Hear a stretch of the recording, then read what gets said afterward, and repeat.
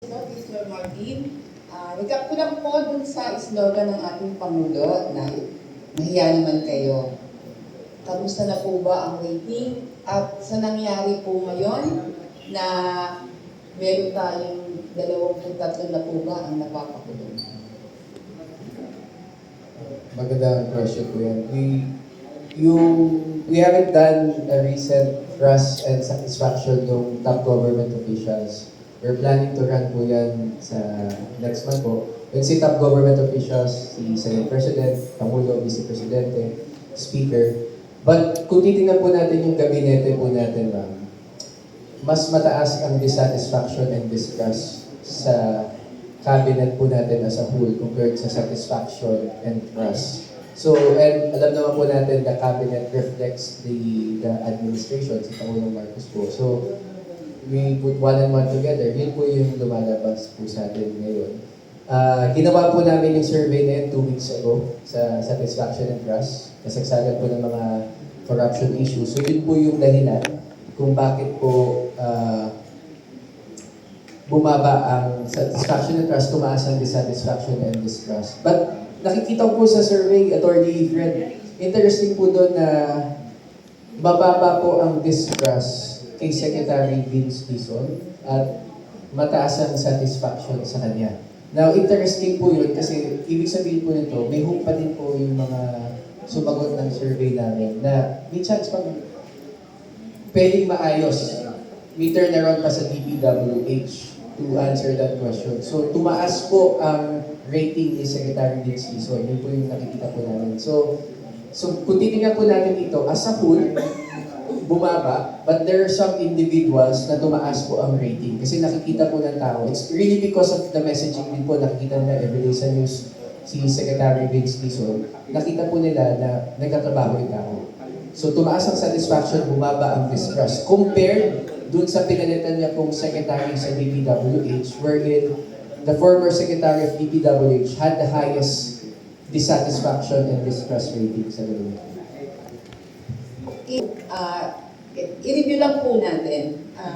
Ano po ba yung mga datos natin? Kung paano tayo makakuha o by numbering ng mga ng ating ginagawang survey, yung mga trust and Okay. Dun sa, may nakita kasi akong PubMed, yung -3, negative something, negative 27.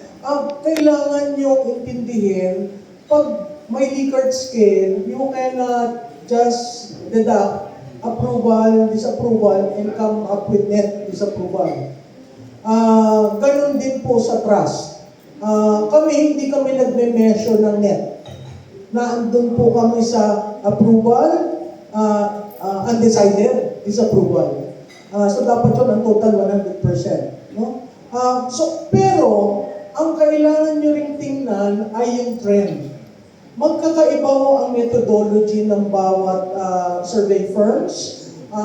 Sa tingin ko dun sa presentation ng Tangere dito, kami lang dalawa ang gumagamit ng panel. No? Sila may sarili silang panel na napakahirap pong gawin yan at i-maintain. Ako po, ang panel ng pahayag ay sa Singapore, composed of 200,000 registered voters na iniikot yun. Bakit kinuha namin yung taga-Singapore? Kasi para hindi kami magbintangan ni Senator Ping Lacson na survey under the mango tree, hindi gumagalaw. So, dahil may programa sila doon, kontento ako na totoo yung mga numero. The other thing that you need to do, at ito'y learning ko for 23 years of handling campaigns, yung kasing face-to-face takes a lot of time. Yung face-to-face is nasa yung resulta 1.5 months to 2 months. Yung resultang yun, panis na, insofar as I'm concerned. Nung nag-handle ako ng campaign ng 2024, ang tinatanong ng aking kandidato, where is the beef? Magre-react kami sa panis na resulta. Napakagastos nun kasi hindi mo na-correct yung kailangan mong i-correct dahil delayed yung result. So sa akin, napaka-importante yung timeliness at saka actionable information. May insight ka na pwede mong lagyan ng intervention para makorek. Yun ho ang rason ko, kaya naniniwala ako sa online panel. Pangalawa kong rason, pag face-to-face, lalo na sa local, hindi ko sumasagot ng totoo. Kasi natatakot sila, nahihiya, or natatakot sila aabot kay barangay kapitan, kay mayor. Naku ma'am, huwag mo sasabihin na, yan ang sagot namin ha. Huwag mo rin sasabihin. Kasi doon sa street, either every event, pinupunta mo, ma'am, huwag mo sasabihin doon sa kapitbahay namin ha. Takot sila. Imagine mo ang survey ginawa sa Abra na halos hindi papasukin yung mga enumerators dahil natatakot.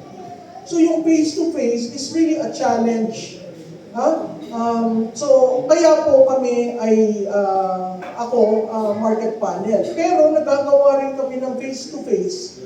Yun nga lang, siniseryoso namin na magre-replace ka ng respondent kung wala doon yung tao. Kasi magkakaroon ka ng non-response error. Yun yung nagplano ka ng 1.5 at sumagot lang 800. Diba? Napakahirap po noon. At saka napaka-expensive. Napaka-expensive mo ng face-to-face. Ang rate ho, 5 million sa isang nationwide survey. Ay, sino namang politiko? So kung gusto mong baguhin yung politika, baguhin mo yung presyo ng survey. Kasi tinuturuan mo silang maghanap ng pera sa kagustuhan nilang maging scientific yung kampanya. Maraming salamat po. Good afternoon po, Commissioner and Prof. Lalo and Sir Marty. Question ko kay Prof. siguro. Ma'am, nabanggit niyo na rin po kanina the Supreme Court has scheduled for the oral arguments of the petitions against the General Appropriations Act from 2024 and up to the present. Ano po kaya magiging effect nito, ma'am? Kasi alam naman po natin, the petitioners primarily seeking for accountability against the Marcos administration in general. Thank you. Sir, ako po'y natuwa. Parati ako akong nakukumbida sa mga ganitong forum. Nananawagan ako sa Korte Suprema, mga sirs, mga moms, schedule mo na. Kasi may bago tayong budget ng 2026. Paano mo i-correct yun? Kasi meron rin tayong nakita mga problema ngayon sa 2026. So, ang sense ko, katulad ng sa PhilHealth, magaganda yung exchanges at saka talagang pointed yung mga pagtatanong ng mga West natin. So sana ganun din ang mangyari at sana huwag nilang putulin sa gitna at talagang husgahan kasi delayed na po yung pangyayari yan. Ngayon, kung mag-rule ng unconstitutional, nako, parang yung impeachment magbabago. Kaya, ang tingin ko, it's a race against time. Supreme Court decides, sandali lang, si De Jesus, bilisan nyo na yan para ako'y may protection ng 1 year. So, ang mangyayari niyan, kung lumusot yung De Jesus complaint, abay, magpapile sa 2027 dahil sa ruling ng Supreme Court, whatever that may be. May follow